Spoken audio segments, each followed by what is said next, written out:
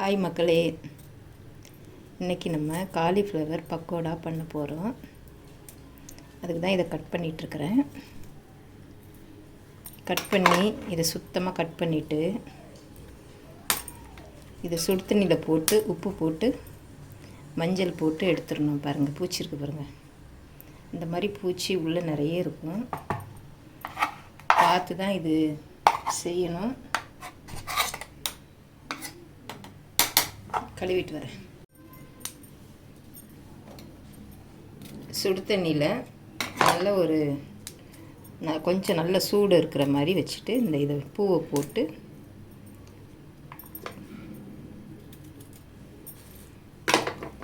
உப்பு மஞ்சத்தூள் ரெண்டும் போட்டு கொஞ்ச நேரம் ஒரு 10 நிமிஷம் வச்சுட்டு தான் இதை வடிகட்டி எடுத்துக்கணும். இதில் பூச்சி நிறைய இருக்கும். பார்க்குறதுக்கு நல்ல பூவாக தான் இருக்குது, ஆனால் பூச்சி இருக்குது.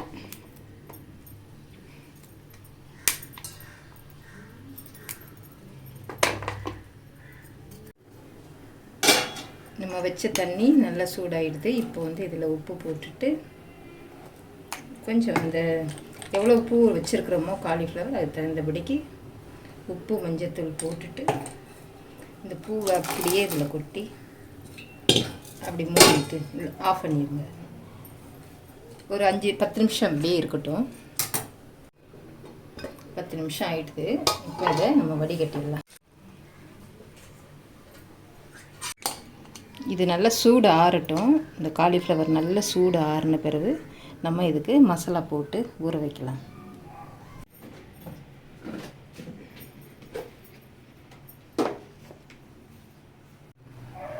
காலிஃப்ளவர் நல்லா ஆறிடுது. பாருங்கள் எவ்வளோ ஃப்ரெஷ்ஷாக இருக்குதுன்னு.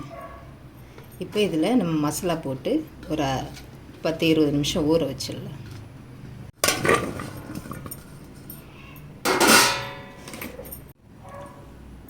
கடலை மாவு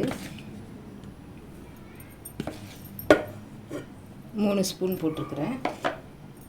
பச்சரிசி மாவு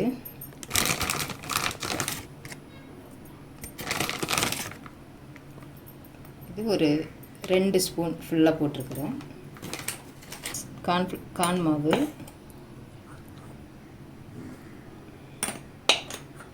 2 ஸ்பூன். சீரகத்தூள் ஒரு அரை ஸ்பூன் போட்டிருக்கிறேன். 1 டீஸ்பூன் மிளகாத்தூள், தனி மிளகாத்தூள். இப்போ இது எல்லாத்தையும் கலந்துக்கலாம். இதுக்கு தேவையான அளவு உப்பு சேர்த்துக்கலாம். நம்ம ஆல்ரெடி உப்பு போட்ட தண்ணியில் தான் இதை போட்டு எடுத்துருக்குறோம். அதனால் கம்மியாக சேர்த்து கொஞ்சமாக தான் சேர்த்துருக்கேன். இப்போ கொஞ்சமாக தண்ணி சேர்த்துட்டு விரவிக்கலாம்.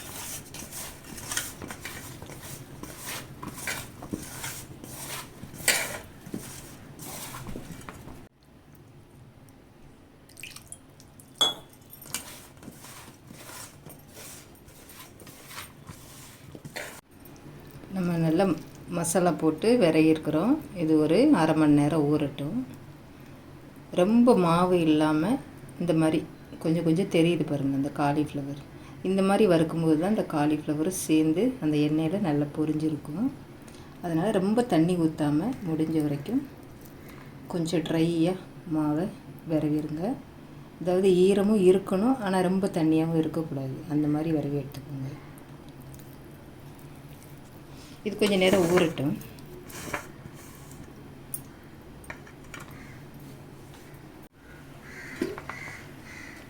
இது நல்லா ஊறிடுது.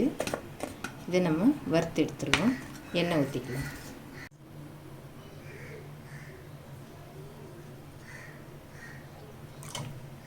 இல்லை இப்படி எடுத்துட்டு ஒன்று ஒன்றா உதிர்த்து போட்டுருவோம்.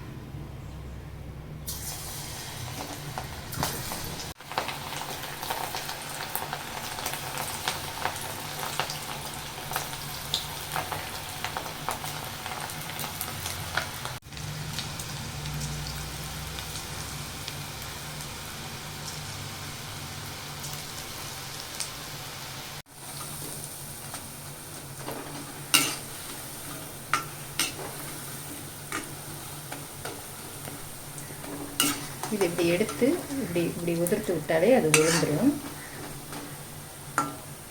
கொஞ்சம் வேகட்டும்.